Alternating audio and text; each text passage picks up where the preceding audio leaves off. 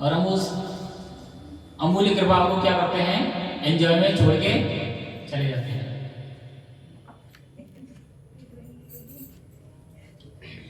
समझे थे तो बता नहीं पाए, बस यही। कुछ भी बताना चाहिए कि जैसे भगवत गीता हमने पढ़ा, कल कथा सुना, तो हमें भगवान से प्रेम करना चाहिए, इत्यादि इत्यादि। कोई भी ग्रंथ हमें क्या सिखाता है, भगवान से प्रेम करना, भगवान की प्राप्ति का रास्ता बताता है। अगर कोई ग्रंथ हमें भगवान की प्राप्ति का रास्ता नहीं बताता है तो वो ग्रंथ पढ़ना बेकार, और वो ग्रंथ भी नहीं है। ऐसे ग्रंथ को शास्त्र की मान्यता नहीं दी जा सकती, वो केवल एक पुस्तक है। प्रभु जी, हमारा एक निवेदन है कि जो भागवत कथा है इसको चेंज कर दिया जाए गीता क्लास में शाम के समय, क्योंकि आचार्यों का व्याख्यान है और वो तर्कपूर्ण और शास्त्रपूर्ण है।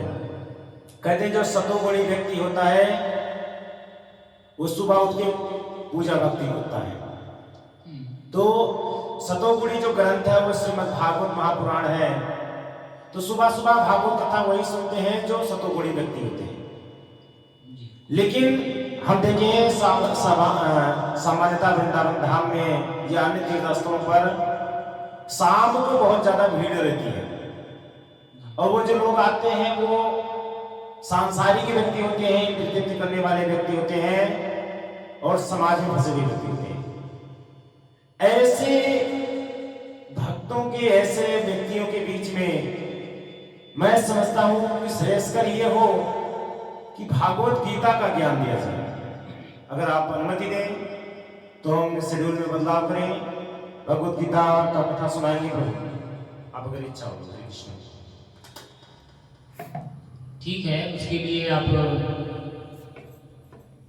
अगले दिन से शेड्यूल कर सकते हैं। आप करोगे, मैं दूसरी वाली करूंगा। लेकिन अभी जो शेड्यूल है उसके हिसाब से चलना चाहिए। आज का तो जो भगवान की कथा है, भगवान की लीला से हमें क्या प्राप्त होता है? हमें भगवान की कथा श्रवण करने से, भगवान की लीलाओं का श्रवण करने से हमें भगवान के प्रेम की प्राप्ति होती है। अगर कथा श्रवण करने से भगवान के प्रेम के प्रति आकर्षित न हो, भगवान के प्रति आकर्षित न हो, तो हमारा कथा सुनना भी व्यर्थ है। दो ही कमी होती है, या तो कथा सुनाने वाले में कमी है या कथा सुनने वाले में कमी है। भगवान की कथा तो सदा सर्वदा मुक्ति देने वाली है। हम ही फंसे रहते हैं बुराइयों में, इसलिए भगवान की कथा का आनंद लेते हैं और भगवान की कृपा प्राप्त करने का प्रयास करते हैं। तो अब तक भगवान जो है वन में जाने लगे हैं गौचारण के लिए।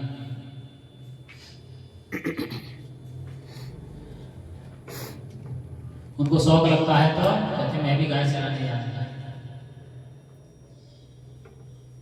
ऐसे ही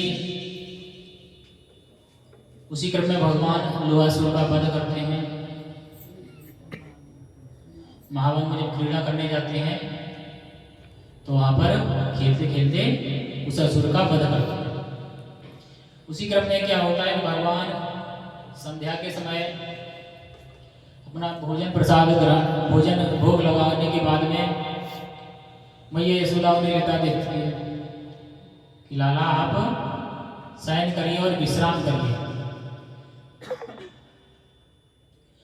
भगवान सुकोमल सुंदर बिस्तर पर लेट जाते हैं, विश्राम करते हैं और अपने हाथ पैर बटोर लेते हैं। जब बालक सोता है तो क्या होता है, अपने हाथ पैरों को इकट्ठा करके तब सोने का प्रयास करता है। उसी प्रकार से भगवान सोने का प्रयास करते हैं, लेकिन क्या होता है, मैया भी उनकी पीठ थपथपाने लगती है और उन्हें सुलाने का प्रयास करती है, लेकिन भगवान को नींद नहीं आती। भगवान उठ के बैठ जाते हैं। मैया यशोदा कहती हैं कि लाला आप लेट जाओ, दिन के खेलने के कारण आपको थकान हो गई होगी, आप सो जाइए। तो भगवान कहते हैं मुझे नींद नहीं आ रही है। कहते हैं मैया यशोदा कहती है लाला आप लेट जाओ, मैं एक अच्छी कहानी सुनाऊंगी आपको जो आपको बहुत अच्छी लगेगी। जब मैया यशोदा भगवान से इस तरह से कहती हैं कि मैं तुम्हें कथा सुनाऊंगी, तो भगवान बड़े प्रसन्न होते हैं और मुस्कुराकर उठकर बैठ जाते हैं और हंसने लगते हैं और पहले से ही हाँ हाँ कहने लगते हैं। जैसे कोई कथा सुनाई जाती तो उसको हाँ हाँ बोलते हैं। पुराने समय में दादी नानी जो हमें कथा सुनाती थी उसमें क्या कहते थे कि सुनने में इंटरेस्ट आ रहा है तो आवाज देते रहते हैं। तो ऐसे ही भगवान कथा शुरू होने से पहले ही इंटरेस्टेड हो जाते हैं।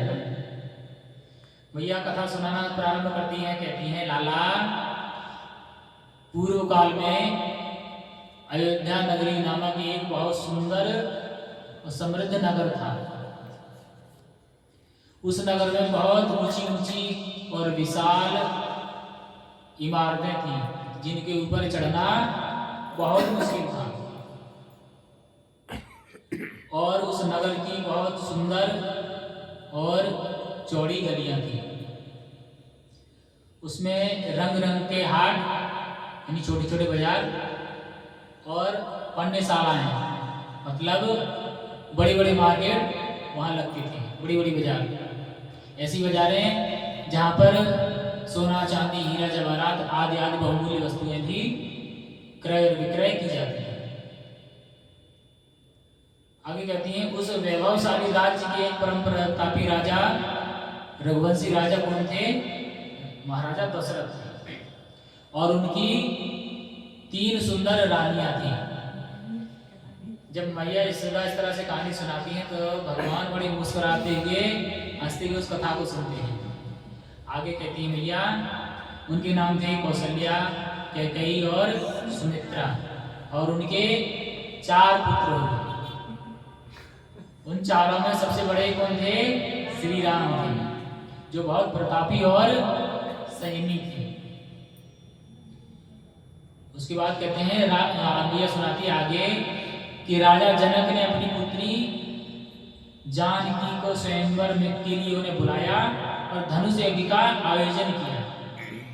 आगे कथा सुनाती रहती मैया और भगवान हाँ हाँ करते हुए बड़े मुस्कुराते हैं क्योंकि वो कथा उन्हीं के बारे में बताई जा रही तो बड़े आनंदित हो रहे हैं। फिर कहते हैं उन्होंने धनुष युग में तीनों लोगों के राजाओं को आमंत्रित किया और उसी यज्ञ में राजा दशरथ के दोनों पुत्र श्री राम और लक्ष्मण को महर्षि विश्वामित्र के द्वारा जनकपुर में ले जाया गया। जब जनक महाराज ने ऋषि का आगमन सुना तो वे अपने ऋषियों के साथ उन ऋषि का स्वागत सत्कार के लिए पधारे।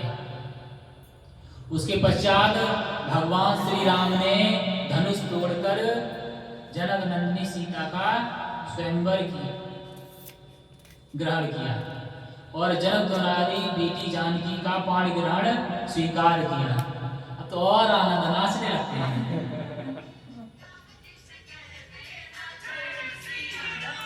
कुछ समय उपरांत राजा दशरथ ने क्या किया? उनको युवराज बनाना चाहा। तो कहते हैं आगे बताती मैया कि कैकेयी मैया ने क्या किया उनके लिए